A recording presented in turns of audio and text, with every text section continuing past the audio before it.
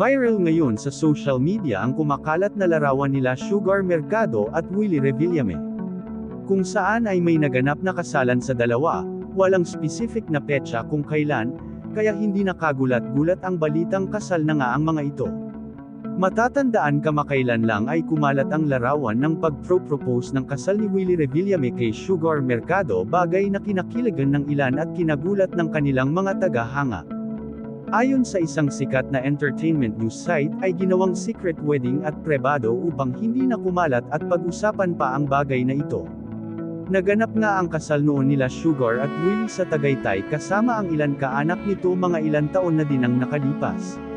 Siguradong masayang-masaya si Sugar Mercado dahil hindi niya akalain na mangyayari ang lahat ng ito sa kanyang buhay, parang isang fairy tale ang naging tema ng kanyang istorya.